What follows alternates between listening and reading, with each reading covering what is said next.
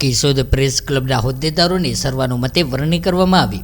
કેશોદ શહેર તાલુકામાં print media, telemedia, portal media, social media સાથે સંકળાયેલા પ્રતિનિધિઓ પત્રકારોની સિનિયર પત્રકાર ભરતભાઈ કક્કડના અધ્યક્ષતામાં મળી હતી, જેમાં સર્વાનુમતે હોદ્દેદારોની વરણી કરવામાં આવી હતી। જેમાં પ્રમુખ તરીકે ગોવિંદભાઈ હડિયા, ઉપપ્રમુખ તરીકે મયુરભાઈ ગોહિલ, મંત્રી તરીકે દિનેશભાઈ મહેડા, મહિલા મંત્રી તરીકે શોભનાબેન બાલસ, ખજાનચી તરીકે દિનેશભાઈ કાનાબાર, સલાહકાર તરીકે રાજુભાઈ પંડ્યા, સહમંત્રી તરીકે જગદીશભાઈ યાદવ અને આઈટી સેલના કન્વીનર તરીકે ધ્રુવભાઈ ચુડાસમાની વરણી કરવામાં આવી છે।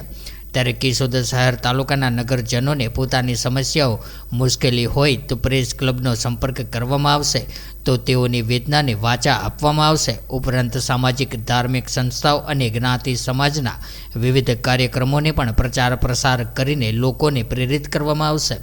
કેશોદ પ્રેસ ક્લબના નવનિયુક્ત સૌ હોદ્દેદારોને શહેરના નગર શ્રેષ્ઠીઓએ આવકારીને અભિનંદન સાથે શુભકામનાઓ પાઠવી હતી। શહેર અને તાલુકાની અંદર મીડિયા ક્ષેત્રે સંકળાયેલા તમામ પત્રકારોની ગત સાંજેના ગોવિંદભાઈના ઓફિસ ઉપર મિટિંગ મળેલી હતી અને આ મિટિંગની અંદર પ્રેસ ક્લબના નવનિયુક્ત હોદ્દેદારોની નિમણૂક કરી અને પ્રેસ ક્લબની રચના જે કરવામાં આવેલી હતી એને કાર્યરત કરવામાં આવેલ છે। તેમાં પ્રેસ ક્લબના પ્રમુખ તરીકે ગોવિંદભાઈ હડિયા, ઉપપ્રમુખ તરીકે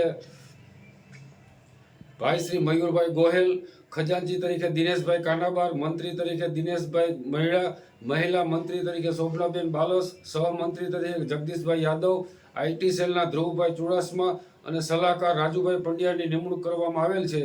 અને કેશોદ શહેરના સામાજિક સંસ્થાઓ, સરકારી કચેરીના અધિકારીઓ તેમજ જે કોઈ લોકોને સરકારશ્રી અથવા તો સિસ્ટમ સાથે કોઈ સમસ્યાઓ હોય કે કોઈ પણ જાતના પ્રશ્નો હોય તો પ્રેસ ક્લબના સભ્યોને સંપર્ક કરી અને માહિતી આપવામાં આવશે, તો તેઓના સમસ્યાઓને તેઓની વેદનાને અમે કેશોદ પ્રેસ ક્લબ દ્વારા વાચા આપવાનો પ્રયત્ન કરવામાં આવશે અને કેશોદ શહેર તાલુકાના લોકો પ્રેસ ક્લબને આવકારી અને સહકાર આપશે એવી અપેક્ષા રાખીએ છીએ।